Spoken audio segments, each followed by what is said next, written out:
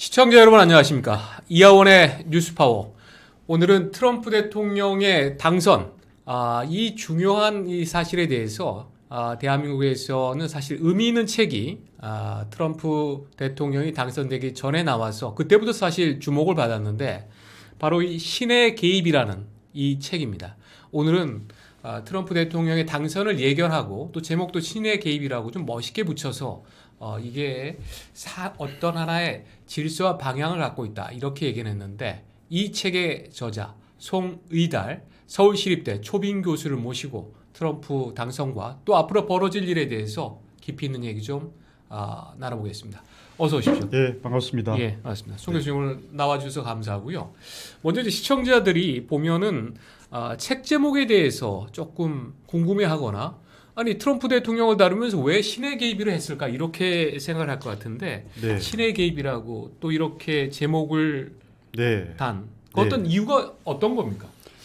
가장 직접적인 이유는 이제 잘 아시는 대로 원래 7월 13일 날 네. 그 트럼프 대통령이 예. 그 펜실베니아주 버틀러 카운티에서 예. 그 암살 피습 위기를 겪었지 않습니까? 예. 그때 사실 거의 뭐 1, 2mm 또는 뭐 0.12mm 간격으로 가까스로 생명을 피하고 뭐 귀만 잠깐 스쳤습니다. 네. 뭐 그걸 보고서 이제 미국 언론들이 여러 매체들이 이것은 이제 신의 개입이 신의 개입이 작동한 것이다. 아하. 디바인 인터벤션 이런 식으로 기사를 많이 썼었습니다. 예. 그리고 물론 이제 이거를 해설하는 코멘테이터들이나 또 공화당 사람들이 그렇게 예. 디바인 인터벤션일 수 있다 이렇게 했기 네. 때문입니다. 그래서 그것이 가장 이제 촉발된 제목을 결정한 계기였는데 저는 사실 그걸 제외하더라도 트럼프가 이제 2015년 6월 15일에 예. 트럼프 타워에서 이 황금색 엘리베이터를 타고 내려오면서 이제 정치 입문 즉 대통령 도전, 대통령 출마 선언을 했는데 예. 그때부터의 지금까지 만 9년 동안의 트럼프의 정치 커리어, 예. 정치 역정을 보면은 어떻게 보면 그것이 신의 개입의 과정일 수도 있다. 뭐 저는 그런 생각도 늘 하고 있습니다. 네. 지금 저는 이제 이 책을 보면서 저도 많이 도움이 되고 그리고 또 하나 이 책이 그냥 다른 서적하고는 달리 뒤에 보면은 이 참고 문헌만 이게 거의 한 10페이지 이상 되고 있는데 이 방대한 자료를 다 읽고 또 분석을 했다는 얘기인데 여기에 들인 시간만 해도 이거 상당할 것 같은데 어떻습니까? 네. 뭐 이 책 자체를 쓴 시간은 한 4개월 정도입니다, 사실은. 네. 원래 이제 3월부터 3월 하순부터 집중적으로 써가지고 예. 7월 말에 그 원고를 다 넘겼습니다. 뭐 그러나 저는 이제 이 책을 쓰기에 앞서서 그 2020년 1월에 세상을 바꾼 7인의 자기 혁신 노트라고 하는 예. 책을 쓴 적이 예. 있습니다. 예. 거기에선 7명의 어떻게 보면 혁신적인 뭐 정치인, 경영자, 또 기업인, 군인 이런 사람을 썼습니다.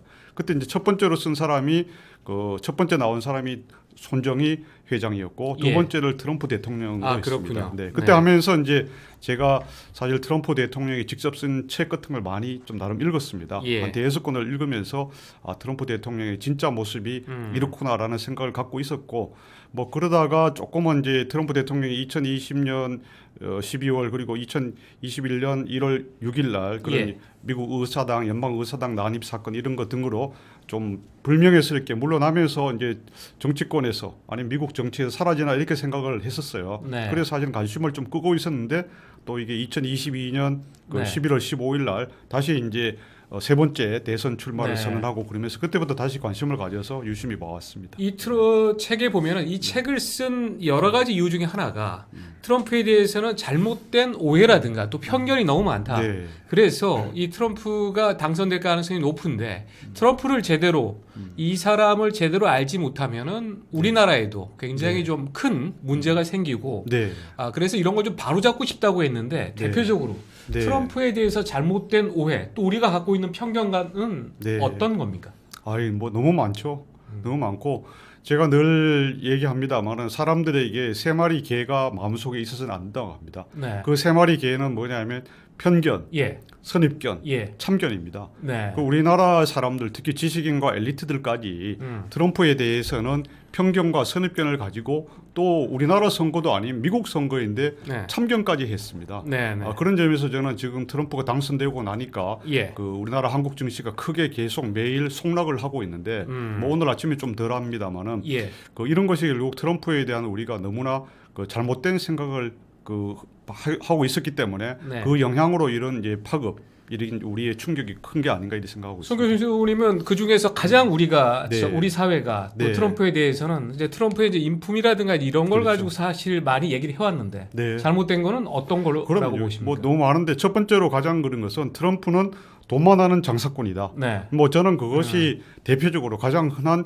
잘못된 생각이다 하고 있습니다. 아하. 왜냐하면 물론 트럼프 자체가 뭐 예. 25살부터 부동산 사업을 해가지고 돈을 번 장사꾼 비즈니스맨인 건 맞습니다. 예. 근데 트럼프는 자기가 쓴 책에서도 많이 강조하고 있습니다만 그 바쁜 30대에도 매일 2시간, 3시간씩 예. 책을 읽고 예. 또 신문을 읽고 심지어 아리스토텔레스 이런 사람 철학책을 읽고서 또 사색도 하고 네. 명상도 하고 그랬다고 분명히 밝히고 있습니다. 네. 뭐 그거는 자기가 대선 출마하기 전에 훨씬 전에 쓴 거기 때문에 저는 거짓말을 했다고 생각하지 않아요. 네. 그리고 41살 때 처음으로 이제 그 거래의 기술 책을 냈지 않습니까? 그 예. 책 자체가 거의 몇 달 동안 그 미국과 전 세계 베스트셀러였잖아요. 네. 그리고 그걸 포함해서 지금까지 19권의 책을 냈습니다. 그죠? 예. 근데 책을 냈다는 자체가 중요한 게 아니라 그중에 3권은 자기의 어떤 정치 철학, 정치 입문, 또 미국을 얼마나 자기가 사랑하는지에 대한 그걸 밝혔습니다. 그건 뭐 이따가 또 말씀드릴 수 있겠습니다만, 그래서 이것은 뭐냐면 트럼프는 사실 그 30대에 이미 예. 평생 먹고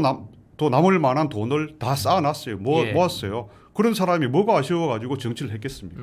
정치 안 하고 자기 편하게 그냥 자기 혼자 진짜 재미있게 살고 또 가족들 또는 뭐 일가 친척들 또는 뭐 친구들하고 잘 살면 돼요. 매일 요트 타고 뭐 하고 네. 이러면 되는데 그걸 안 하고 자기는 미국과 이 세계에 대해서 진지하게 고민을 한 거죠. 네. 저는 그런 사람이기 때문에 우리가 첫 번째 한국 사람이 가장 흔히 생각하는 거 트럼프는 돈만 하는 장사꾼이기 때문에 돈만 주면 뭐든지 해결한다. 돈 아끼기 위해서 김정은하고 뭐 이렇게 다 딜해서 한국도 넘길 거다. 네. 저는 그런 생각이 가장 큰 편견과 잘못된 생각이 되어 있습니다. 트럼프에 대해서 지금 적절한 얘기를 이제 해주셨는데 돈만 하는 사람은 아니다라고 또 얘기하셨는데 네. 트럼프에 대해서 송 교수님이 쓰신 거 보면 신의 개입이라는 또 네. 이런 거는 또 어떻게 보면 트럼프를 지금 보시는 거 보면은 어떤 신으로부터 하나의 네. 소명을 받았다. 네. 그래서 미국의 이제 복음주의자들이 트럼프의 여러 인격적 결함에도 불구하고 지지한 게 네. 사실 이번에 결정적으로도 영향을 미쳤는데 트럼프에게는 자기 나름대로 그런 네. 미국이 지금 잘못돼 가고 있다고 분명히 얘기를 했고요. 그렇습니다. 또 세계가 잘못돼 가고 있기에 자기가 좀 해야겠다. 네. 이런 나름의 소명 의식이 그러면 있다고 보시는 뭐 건가요? 그렇죠. 당연히 있죠. 그런 게 있기 때문에 자기 사실을 목숨 걸고 예. 계속 이 파이트를 외치면서 예. 정치에 사실은 그때도 한번 초선하고서 안 됐으면 그냥 기꺼이 물러날 수 있어요. 네. 사실 연방 하원에서 2번이나 탄핵 소추를 당했지 않습니까? 그리고 그 물러나고 나서도 계속 최근까지 90몇 개 범죄 혐의에다가 또 4번 형사 재판에서 기소까지 네. 됐지 않습니까? 네. 이런 거 웬만하면 자기 못합니다. 안 합니다. 네. 웬만한 기업인이라면 예. 질려가지고. 그러나 자기가 이렇게 하게 된 거는 소명이랄까 강한 어떤 그게 있다고 보는 거고요. 저는 그 대표적인 것이 미국이 일단 이 기독교적 관점에서 보면은 네. 타락한 사회로 가고 있다. 예. 뭐 거기에 대한 그 폴리티컬 커렉트니스라든가 워키즘 그죠? 거기에 대해서 너무 기독교 정신이 사라지고 뭐 성소수자, 동성애자, 성전환자 이런 걸 크게 우대하고 예. 뭐 기타 등등 그런 여러 가지 그죠? 그런 사회 문화적인 미국 사회의 붕괴 이런 게 첫 번째인 것 같고 또 두 번째로는 이제 세계 무대에 있어 가지고 미국의 위상은 그대로 있는다 하더라도 예. 중국이 워낙 거세게 도전을 하고 추월을 하고 또 눈에 보이지 않는 전쟁 뭐 여러 사람들이 로버트 스팔딩 이런 사람은 스텔스 워라고 표현합니다만 예. 그죠? 이 중국의 미국 와해 작전 미국 붕괴 작전, 또 네. 다르게 미국 추월 작전, 2049년까지 중국몽이라는 그 거대한 세계 어떻게 보면은 정복 플랜을 가지고 하고 있거든요. 예. 사실은 지금 민주당 정부가 사실 명분은 아주 좋습니다. 그죠? 국제주의 또 세계 평화 또 인권 예. 이런 건 좋은데 민주당 정권, 오바마 정권 또 그리고 바이든 정부는 좀 나아졌습니다. 8년 동안에 특히 미국의 세계적 위상, 중국과의 격차 너무나 좁혀지고 있습니다. 그래서 그래서 교수님이 네, 보시기에 바로잡기 위한 거다 이겁니다. 예, 트럼프가 어떤 미국이 네. 예전에 60년대, 70년대에 할 수 있었던 그런 역량과 또 어떤 세계에서 차지하는 위상 GDP가 그렇죠. 낮아지고 있는데 그렇죠. 그런 현상을 반영을 해서 네. 미국이 할 수 있는 정도만 하겠다. 좀 더 현실주의적인 접근법으로 가고 있다. 네. 이렇게 지금 보고 계시는 거군요. 물론 그렇죠. 그 현실주의적인 접근을 하고 있는데 트럼프의 생각은 완전히 국제 문제에서 고립을 해서 예. 후퇴를 해서 안 하겠다는 게 아닙니다. 네. 트럼프는 철저하게 이 자유와 민주화 인권 그리고 자유민주 사회의 가치를 신봉하는 사람입니다. 예. 그 2017년 11월 우리나라 국회에 와서도 그걸 밝혔지만은 네. 한반도 문제에서도 밝혔는데 예. 그러나 이제 이것을 미국이 그동안 외국에 의해서 일종의 호구처럼 영어로 하면 서커로 당했기 때문에 그렇게까지 미국이 일방적으로 자기들만 다 돈을 내면서 그 외국을 위해서 특히 잘 사는 나라의 네. 방위나 경제까지 챙겨주면서 하지는 않겠다는 겁니다. 예. 일단 미국이 본진인 미국이 강하고 나서 그런 다음에 예. 재정비를 해서 그때 돼서 여유가 되면 미국이 아마 달라질 수 있을 겁니다. 예. 그러나 트럼프 생각은 지금은 예. 현재 그럴 단계가 아니다라는 거죠. 예. 그런데 이제 송 교수님의 이런 주장이나 이 책에서 얘기하고 있는 거에 조금 또 반론이랄까 이런 게 어떻게 보면은 가능할 수도 있는 게 워싱턴 포스트의 유명한 대기자죠. 밥 우드워드 같은 네. 경우가 트럼프와의 이런 인터뷰를 또 펴내고 하면서 네. 트럼프에 대해서 평가 중에서 송 교수님이 쓰셨습니다만은 살아있는 역설이라고 한 게 네. 가장 좀 와닿는 부분인데 네. 트럼프가 얘기하는 거라든가 이게 보면 또 모순적인 측면도 또 많이 있지 않습니까? 그리고 네. 제가 이번에 미국 대통령 선거에서 또 중요한 게 본 게 딕 체니 같은 공화당의 어떤 주류죠. 네. 부시 대통령 정부에 8년 동안 부통령을 했는데 딕 체니 또 체니의 딸 같은 경우가 트럼프는 아니다라고 네. 미국의 가치를 저해할 수 있는 사람이다라고 해서 민주당을 오히려 지지한 그렇습니다. 그런 경우도 있지 않습니까? 그럼요. 이 부분에 대해서는 어떻게 생각을 하십니까? 그거는 이제 정통적인 그 미국의 기존 워싱턴 이스태블리시먼트들의 생각이라고 할 수 있습니다. 예. 그래서 이런 분들이 이제 보수층 안에서도 뭐 어빙 크리스톨이라든가 이런 이제 신보수주의자들 또 아주 지독한 전통 보수주의자들조차도 예. 트럼프의 여러 가지 정치 스타일 또 정치 철학 이것이 미국 공화당의 노선에 맞지 않는다고 해서 네. 강력하게 비난하고 일종의 네버 트럼프라고 해서 네버 트럼프 세력이 되어 있죠, 그죠? 예. 뭐 리즈 체너는 대표적으로 아직 그 해리스 지지를 공개 선언하고 활동도 네. 같이 했는데, 네.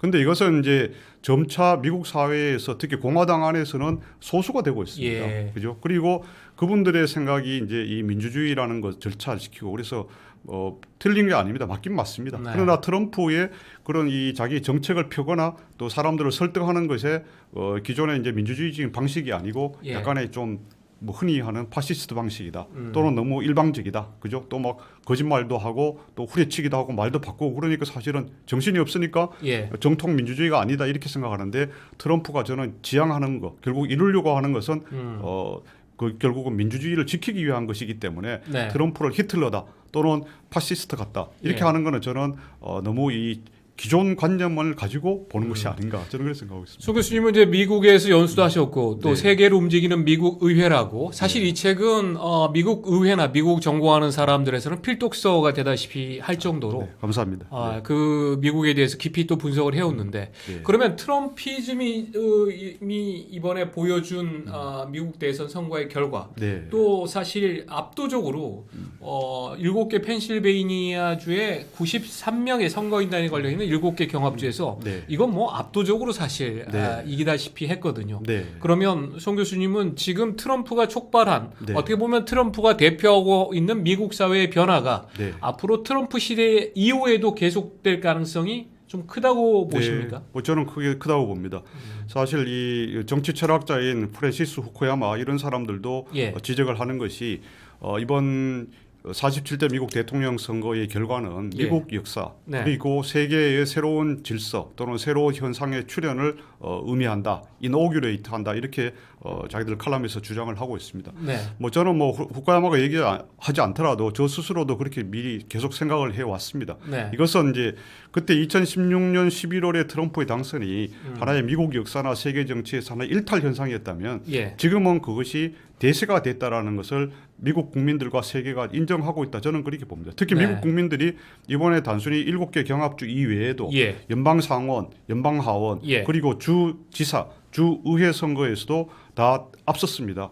그렇게 6개 분야에서 트럼프가 내세우는 네. 트럼피즘이 예. 사실상 국민들로부터 승인, 동의를 받았다. 저는 내셔널 인도스먼트를 받았다고 보는 겁니다. 네. 이 책에서 지금 이제 보면 트럼프가 여러 가지 1, 2기를 또 거치고 또 지금 이번 선거를 준비하면서 상당히 좀 네. 준비를 많이 했다. 그렇습니다. 이런 부분을 굉장히 강조를 하고 있고 네. 또 바로 이제 이것 때문에 송 교수님 같은 경우가 이 책을 내면서 트럼프 당선 가능성이 좀 높다고 그렇게 보셨는데 지금 트럼프 대통령이 지금 당선이 확정되고 대략 이렇게 나온 게 이제 7일이라고 보면 오늘이 네. 14일인데 네. 일주일밖에 안 됐는데 네. 지금 국무장관, 국방장관, NSC 보좌관 그리고 앨런 머스크의 조금 이름이 좀 특이하긴 한데 정부 효율부 장관 그렇죠. 이게 오늘 조선일보의 오늘 일면 톡기사기도 하고요.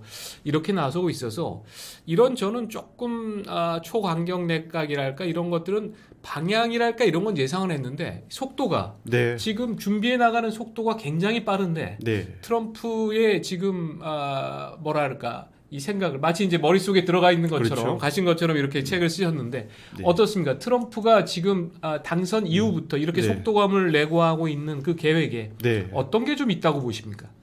뭐 수지 와일스 백악관 비서실장 뭐 내정자가 말한 예. 대로 여자 첫 비서실장이죠. 그렇죠. 예. 예. 미국 역사상 최초의 이제 여성 백악관 비서실장인데 네. 그 2년 후에 이제 중간 선거가 있을 때까지 그때가 네. 사실상 네. 그 대통령의 임기다. 차기 대통령. 예. 그래서 대통령 임기가 4년이지만 그 2년 내에 모든 어떤 혁명적인 변화 또 이 하고자 하는 것을 그때까지 모두 달성해야 한다. 그런 네. 점에서 이 속도전을 내고 있다 이렇게 봅니다. 그것은 이제 음. 트럼프 1기 4년 동안에 워낙 그 인재가 부족하고 예. 또 기존 이 말씀드린 대로 뭐 딕 체니라든가 이런 기존 정통파 공화당 당원들 뭐 폴 라이언 하원 의장, 연방 하원 의장, 그죠? 그리고 미치 맥코넬 연방 상원 네. 의장, 뭐 그런 사람들까지 얼마나 반대했습니까? 예. 그러다 보니까 지금은 나이가 젊더라도 음. 자기 말을 확실히 듣고 또 자기와 어떤 가치관, 예. 이념을 동의하는 사람들로 빨리 신속하게 구성을 해서 예. 속도전을 하겠다. 예. 뭐 저는 그런 결의가 상당하고 그것이 표출되고 있다고 생각합니다. 그런데 이번에 이제 보면은 저도 미국의 NSC 보좌관이나 국무장관이 누가 좀 될 거나 뭐 빌 해거티라든가 쌍원이라든가 이런 사람들이 얘기했는데 국무장관은 이제 마르코 루비오, 네. 다음에 국방장관에 이건 뭐 뉴스가 될 수밖에 없는 거죠. 폭스뉴스의 44살에 영관급 장교 출신의 이제 피트 헤그서스 그리고 NSC 보좌관 같은 경우에도 마이크 월츠 하원 의원 다 젊은 사람들로 그렇죠. 채우고 있으면서 하나같이 보면 네. 뭔가 좀 강경한 발언을 해오거나 조금 또 보면 우리한테는 이제 주한미군이라든가 이런 네. 데에서도 조금 부정적인 얘기를 해온 그렇죠. 그런 사람들이 포함돼 있어서 네. 송 교수님은 좀 이런 분들은 어떻습니까? 예상은 좀 하셨습니까? 그리고 이런 조합이 만들어낼 수 있는 이제 한반도에 영향을 미치고 수 있는 빅3라는 이제 국무장관, 국방장관, NSC 보좌관 물론 뭐 재무장관도 네. 있습니다만 이렇게 3명을 꼽을 수 있는데 이런 조합들이 어떤 효과를 가져올지 네. 사실 조금 태풍이 오지 않을까 걱정되는 측면도 네. 좀 있지 않습니까? 뭐 이것은 이제 트럼프가 의도적으로 이렇게 이 외국 사람들에게 예. 외국 국가 정부들에게 생소한 사람들을 저는 의도적으로 임명하고 있다, 발탁하고 있다 이렇게 봅니다. 의도적이다. 그렇습니다. 네. 왜냐하면 우리에게도 친숙한 뭐 로버트 오브라이언이라든가 예. 빌 헤거티, 예. 마이크 폼페오 이런 사람들을 하면은 외국에서 상당히 안심을 할 겁니다. 네. 편안하게 한국을 비롯해 가지고 네. 뭐 트럼프 얘기 별거 아니네. 아하. 뭐 그럼 대충 이렇게 일기 때 알던 사람들하고 이렇게 연결하면 되겠거니 이렇게 생각할 겁니다. 네. 그런 걸 간파하고 있는 트럼프는 네. 의도적으로 예. 전혀 생소한 인물, 아. 사실 폭스뉴스 진행자인 피트 헤거서스를 네. 우리 한국에서 어느 누가 국방장관이 되리라고 예상을 했습니까? 네. 뭐 한국뿐만 아니라 전 세계가 예상 못했죠. 발표 날 때까지 그죠. 뭐 그렇게 이렇게 함으로써 상대방 국가에 상당한 압박, 프레셔를 주고 또 공포감을 주는 겁니다. 네.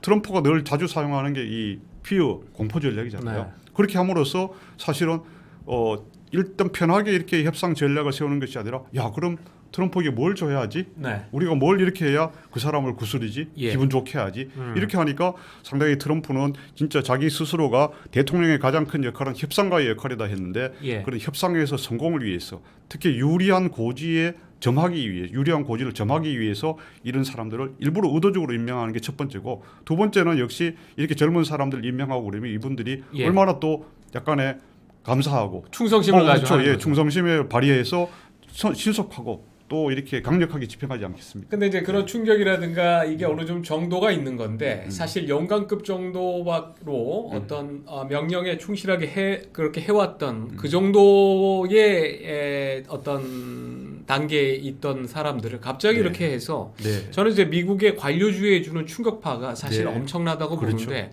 그로 인해서 좀 빚어질 뭐 물론 기존의 관료주의를 그대로 하면 좀 뭐랄까 변화도 없고 딴 데 충격파도 없는데 이렇게 약간 이제 영어로 하면 나비스죠. 좀 그렇죠. 신참들로 구성해 왔을 때 특히 한반도 같이 여러 가지 지금 뭐 외교안보적으로 경량에 있는 우리에게는 조금 더 여러 가지 예상하지 못했던 수가 물론 많이 나오지 않을까 저는 그런 생각이 듭니다만 그렇죠. 어떻습니까? 예, 당연히 그렇게 예상할 수 있을 것 같습니다. 그런데 이제 예를 들어서 피트 헤거서스 국방장관 내정자 이런 사람도 보면은 예. 비록 이제 군대에서의 계급은 소령입니다. 네. 소령으로 마쳤습니다. 그죠? 그러나 기본적으로 프린스턴대를 졸업했습니다. 예. 그죠? 그리고 참전을 한 이후에 연방 하원 의원 선거에도 출마를 했습니다. 뭐 그러다가 여러 가지 어떤 자세한 펄슨을 한 건 모르겠지만 EU에서 폭스뉴스 토요일 프로그램을 주로 진행을 많이 했습니다. 네. 폭스 앤 프렌즈. 뭐 이런 걸 보면은 예.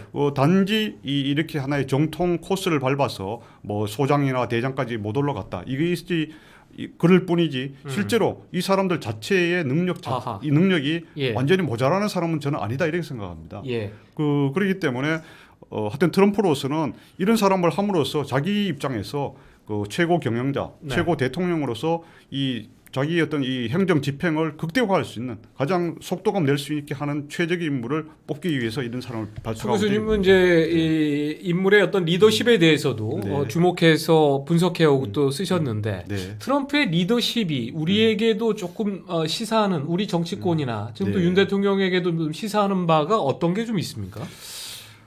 저는 뭐 윤 대통령에게 꼭 시사한다기보다는 트럼프 정치는 뭐 가장 근본적으로는 예. 우리나라에 정치하시는 분들은 상당수가 뭐 좀 나쁘게 말하면 생계형 정치가 많지 않습니까?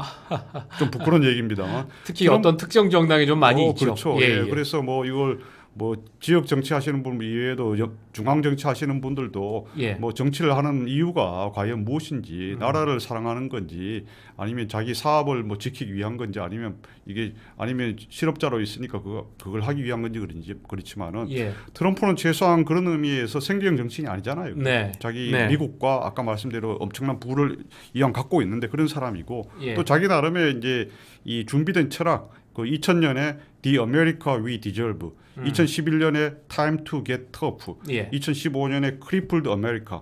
이건 다 그냥 자기 자랑이 아니라 예. 현재 미국이 처한 상황, 현재 세계와 미국의 관계, 또 이러한 것을 해결할 수 있는 자기의 처방전, 해법 이런 거를 세 권의 책에서 자세히 담아서 썼습니다. 아하. 그리고 지금 그런 사실은 한국인 잘 안 알려져 있는 거죠. 모르죠. 네. 그리고 이것을 이제 이런 자기 트럼프가 2015년 그 대선 출마 선언 이후로 예. 지금까지 내놓는 정책이 모든 출발점이 다 여기 있고 네. 지금 나오는 정책들도 거의 똑같은 겁니다. 예. 예를 들어서 외국에 대해서 국방비 부담을 늘리게 한다. 네. 또는 이 불법 이민자에 대해 가지고 단속을 강화하겠다. 예. 그런 지원을 쓸데없는 지원을 안 하겠다. 또 연방 정부의 규모를 축소하고 또 규제 계획을 하겠다. 예. 뭐 그래서 일론 머스크를 이번에 DOJ 임명도 했습니다만은 이런 것 자체가 그 세 권의 책에서 국민과의 약속이고 나와의 다짐이다 이겁니다. 예. 근데 과연 우리나라에서 또는 전 세계에서 사실은 대통령 출마 아니면 정치 입문을 하면서 그 세 권의 책을 내면서 국민들과 자기의 의견을 솔직하게 밝히고 네. 이런 사람이 과연 있느냐? 저는 이런 거는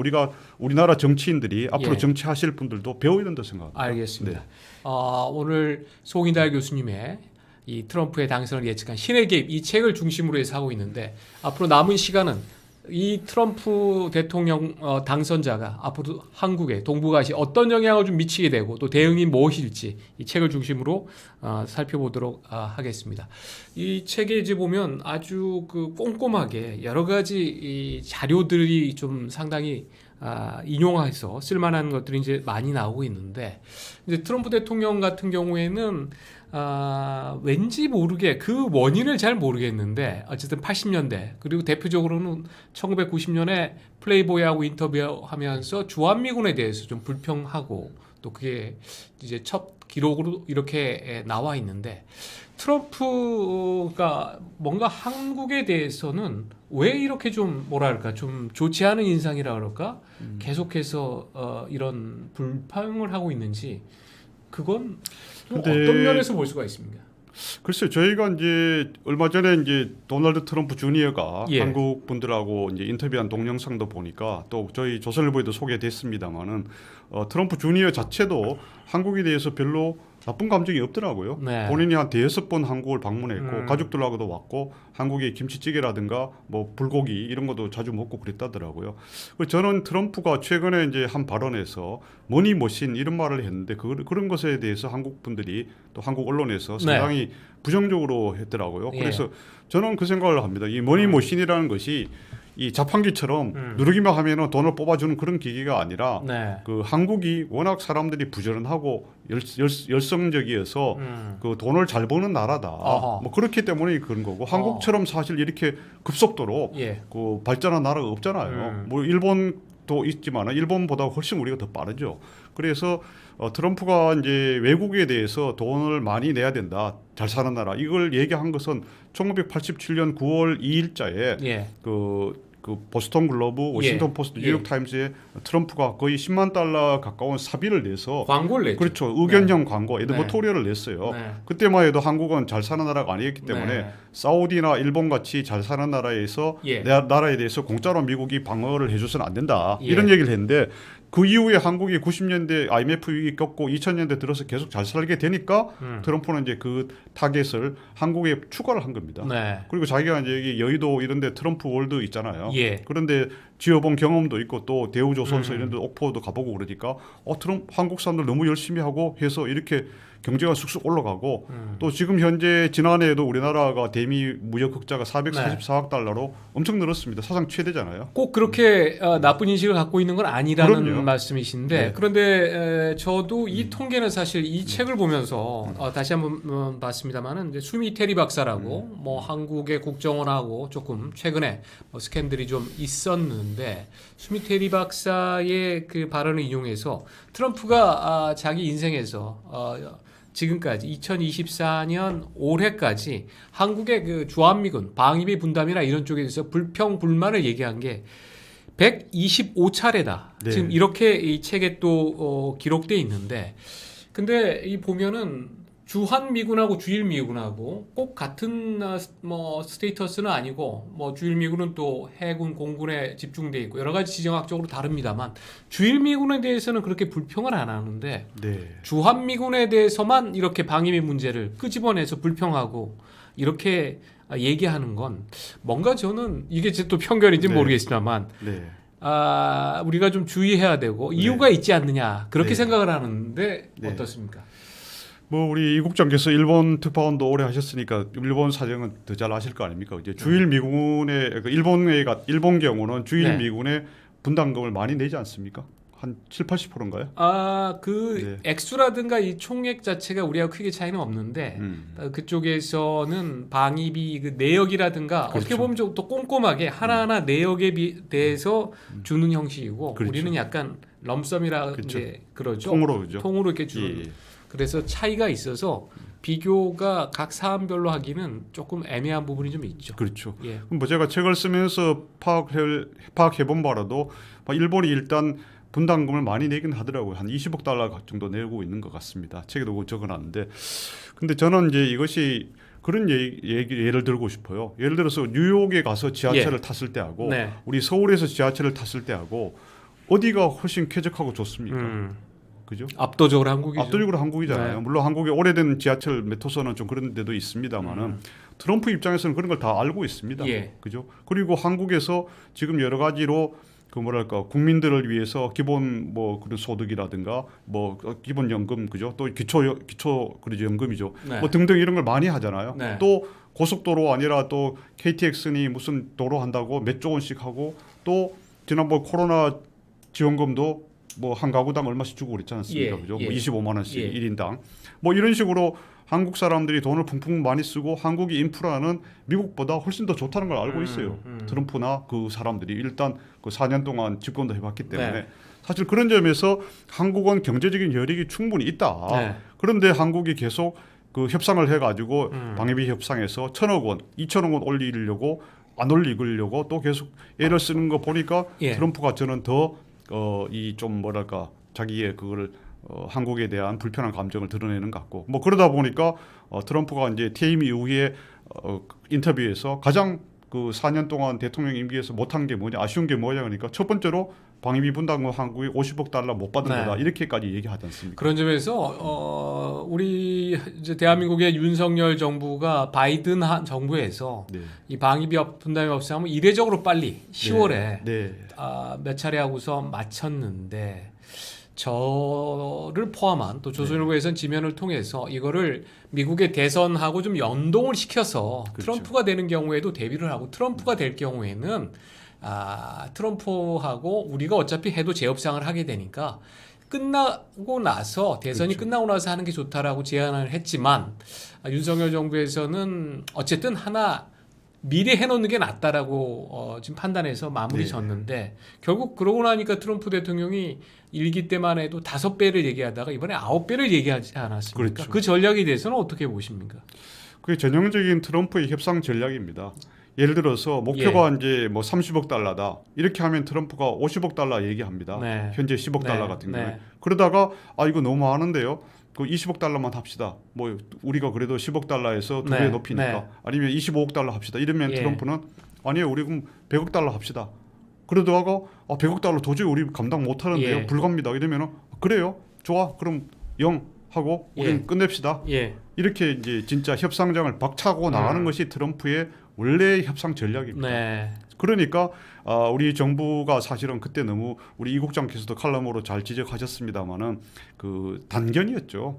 트럼프 될 가능성도 5대5 정도는 되는데 네. 그걸 뻔히 알면서 굳이 이렇게 협상을 빨리 하고 또 그것도 물가 상승률 이런 것까지 연동시켰잖아요. 예. 그 사실은 트럼프 대통령이나 트럼프 대통령 아직 아닙니다만 당선자 진영에 진짜 뭐 먹으라 한 거죠. 엿 먹으라 한 거 아닙니까? 제가 만약에 트럼프 진영에 참모라면 야 이거 윤석열 정부 이렇게 센스가 없나? 네. 저는 당연히 그렇게 생각했을 것 같아요. 네, 그 문제에 대해서는 아마 이거에 대해서 뭐 이미 한번 또 결정은 됐습니다만 다음을 위해서라도 이런 문제에 대해서는 백설할까 이걸 통해서 조금 더 한번 다뤄야겠다는 좀 생각이 들고요.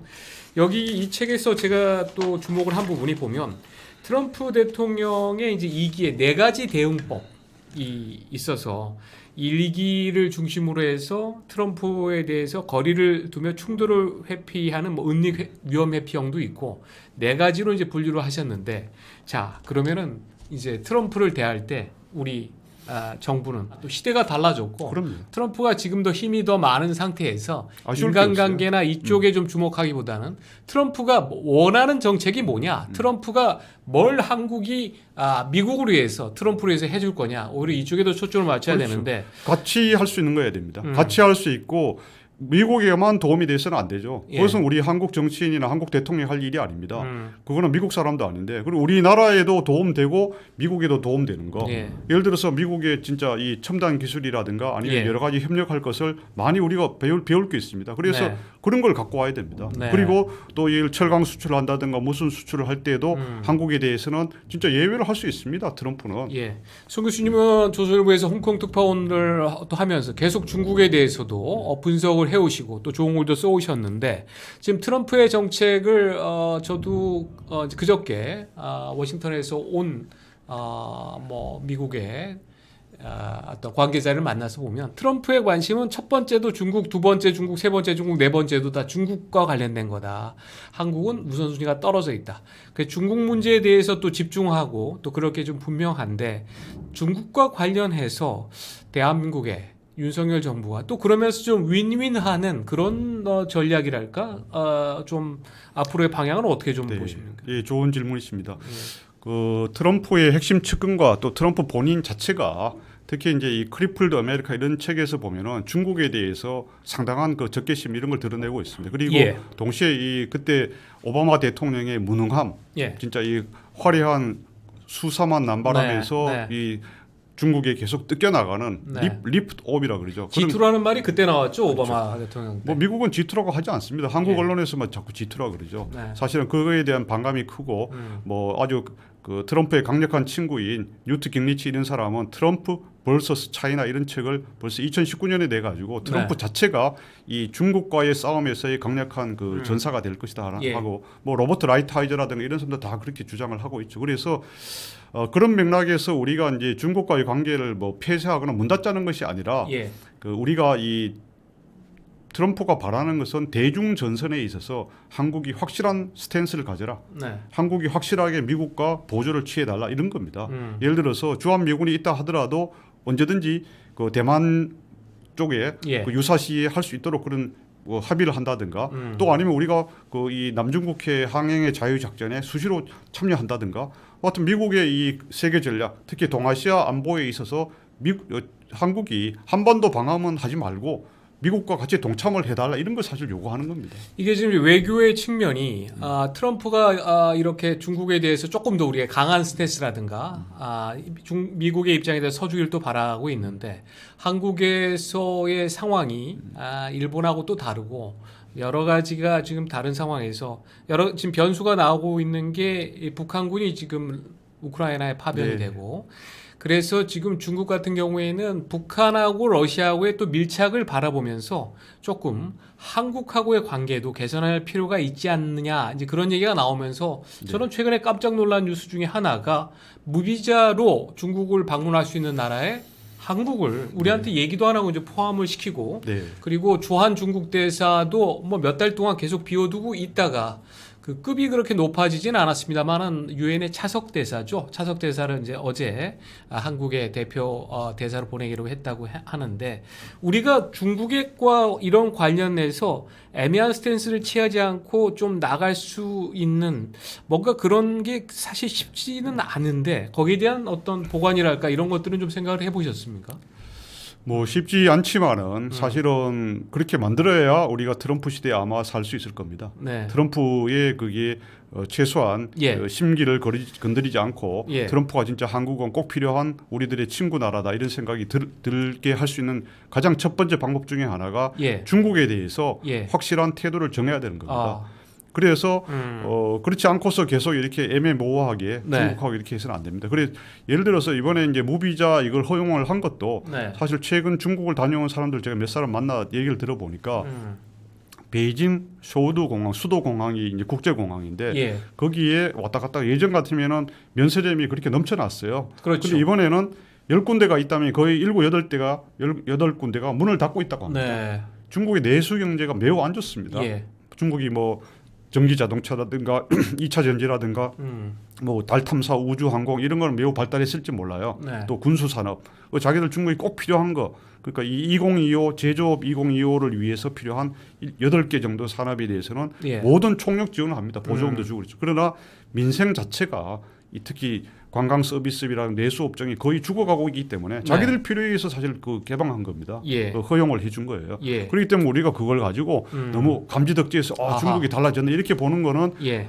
번지수를 잘못 짚고 있다. 예. 우리가 사실 미국하고 더 가까이 하고 우리 스스로의 그 영향을 높여갈수록 그 중국이 우리인데 아쉬워서 미국을 또 우회하거나 미국을 달래기 위한 통로로서 네. 그 한국에 더 구애를 하고 러브콜을 보낼 네. 수가 있습니다. 그래서 제가 거듭 말씀드리지만은 그 중국하고 관계를 모두 악화시키자는 게 아닙니다. 중국에 대해서 중국의 강점도 알지만 약점을 잘 이용하고 또 우리가 미국과의 전면적인 좀 이 전략적 명확성 뭐 이용준 세종연구소 이사장님이 전략적 모호성에서 전략적 명확성을 하자 이런 말씀을 하시는데 네. 저는 상당히 동감합니다. 예, 적절한 말씀을 잘 해주셨습니다. 남은 시간 동안 두 가지 문제에 집중해서 이 또 책에 나온 또 우리 지금 대한민국의 앞으로 운명 진로하고도 관계가 되는데 주한미군의 이 감축이라든가 이게 사실 실질 문제로 다가올 가능성이 이제 굉장히 크고 또 그래서 그 책에도 많이 나와 있는데 어떻습니까? 28,500명으로 지금 감축이 되고 이 결정이 난 게 2004년이고 네. 몇 년에 걸쳐서 계속 감축이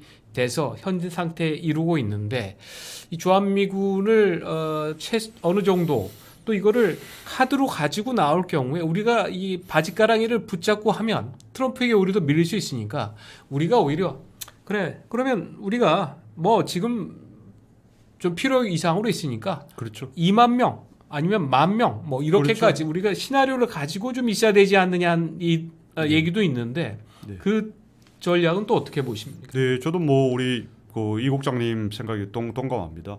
28,500명이 물론 많다면 많을 수 있고 네. 적다면 적을 수 있는데 이 대한민국의 방어 역량, 국방 역량이 20년 전보다는 훨씬 높아졌지 않습니까? 네. 그죠? 지금 여러 가지 우리 스스로가 독자적인 정찰 위성도 하고 또 뭐 현무 5 이런 것까지 포함해서 여러 가지 또 그전에는 드론 이런 것도 하고 그러는데 네. 사실 우리의 역량이 많이 이제 높아지고 있습니다. 그래서 과거 냉전 시대처럼 또는 20년 전, 30년 전처럼 뭐 주한미군 5,000명 빠진다, 10,000명 빠진다 그래가지고 너무 벌벌 떨 건 아니다 이렇게 네, 생각합니다. 네. 특히 우리 그러는 순간 또 트럼프가 그 부분을 이용할 수도 그렇죠. 있는 거죠. 그래서 네. 그거는 물론 트럼프 측의 참모들, 뭐 크리스토퍼 밀러 전 국방장관 대행이라든가 예. 이런 사람들도 얘기합니다만은 그 엘브리지 콜비도 그렇고. 네. 근데 어쨌든 간에 우리가 조금은 유연하게 열린 자세를 가져야 됩니다. 특히 우리 보수 우익, 보수 우파 분들이 이 주한미군 문제라든가 남북 그 대화 또는 미북 협상에 있어 가지고 저는 그렇게 생각합니다. 뭐 너무 이렇게 방심을 해서는 안 되지만은 예. 열린 자세를 가지고 우리가 이 보수 우파 진영에서도 한반도 문제에 대한 대안을 내야 됩니다. 네. 언제까지나 항상 이렇게 바이든 정부 하듯이 전략적 인내라고 해가지고 북한을 꽁꽁 잡아놓기만 하고 경제 해제만 해서는 되겠냐? 예. 저는 그렇게 생각합니다. 이 다룰 이슈는 많은데 시간 제약 때문에 한 가지 네. 이제 한국이 핵무장이라든가 그런 문제에 대해서 트럼프 같은 경우에는 자유주의 국제 질서가 사실 끝날 때 나오고 뭔가 네. 지금 하나 변화되는 시점에 있어서 우리에게 조금이라도 핵무장이나 아니면 최소한 일본식으로 재처리를 허용받는 그런 상황에 더 열려 있을 수 있다고 또 얘기가 나오는데 여기에 대해서 마지막으로 좀 분석을 좀 부탁드립니다. 거기에 대해서 특히 이제 이 보수 성향 또 우파 우리 한국 국민들께서 많은 기대를 하고 계시는 것 같아요. 네. 그죠? 그런데 뭐 저보다 우리 이 국장님께서 더 잘 아시겠습니다만 미일 원자력 협정 개정 그것도 뭐 진짜 몇 번 만나가지고 밥 먹고 골프 치고 뭐 회담 몇 번 해서 금방 된 게 아니라고 저는 알고 있습니다. 그럼요. 예. 몇 년 동안에 걸쳐서 예. 서로 이 트러스트 빌드업, 상호 신뢰라든가 이걸 해서 확보하게 이제 한 겁니다. 그리고 미일 관계라는 것은 한미 관계보다 더 깊고 끈끈하고 물론 예. 옛날에 전쟁도 했지만 그런 관계잖아요, 그죠? 그래서 그것이 이제 상당히 미일 원자력 협정 개정이 이루어졌는데 저희가 기대하는 것이 방위비 분담금을 10억 달러에서 20억 달러 아니면 진짜 50억 달러까지 높여주고 주니까 그럼 원자력을 해주세요. 저는 그거 특히 트럼프 4년 동안에 하기는 매우 힘든 과제다 이렇게 봅니다. 그래서 그것은 자칫 물론 트럼프가 거기에 대해서 그래 한국 너들 말이 일리가 있어 좋아 우리 생각해 볼게 이렇게 해서 그게 기사로는 크게 나올 수 있습니다. 그러나 과연 4년 안에 그것이 실현될 것인가? 네. 그죠? 저는 그러기 때문에 그것은 공중에 날아가 버릴 서로 약속이 될 수 있다. 네. 그런데 매달리거나 아쉬워하지 말고 그것은 물론 이제 중장기적으로 계속 추진해야 됩니다. 그러나 우리가 진짜 미국에 제가 거듭 말씀드리지만 죽어서 받을 수 있는 알맹이 그걸 해야 되는데 그걸 위해서 정부뿐만 아니라 사실 대기업이라든가 미국 네. 사업을 많이 하는 대기업이나 또 전문가들, 학자들, 심지어 청년들까지 저는 불러 모아서 그런 얘기를 해야 된다고 했습니다. 왜냐하면 청년들이 자기들이 앞으로 살아갈 곳이 한반도잖아요. 네. 그러면 이 정부가 무조건 우리 40, 50대 또는 50, 60대 이런 분들만의 생각이 아니라 청년들은 그러면은 우리가 미국에서 무엇을 얻으면 좋을 것인가? 다각도의 의견을 구해서 이제 국민적 지혜를 모아서 우리가 얼마나 주더라도 뭐를 받겠다. 반드시 그런 전략과 알겠습니다. 알맹이를 챙겨야 된다 이랬습니다. 네, 이하원의 뉴스파워 오늘은 트럼프의 당선을 예측한 신의 개입의 저자 송의달 서울시립대 초빙 교수님을 모시고 약 1시간 동안 이와 관련된 얘기를 들어봤습니다. 다음 기회에 다시 한번 모시고 또 트럼프 시대가 어떻게 열릴지 한번 더 알아보도록 하겠습니다. 감사합니다.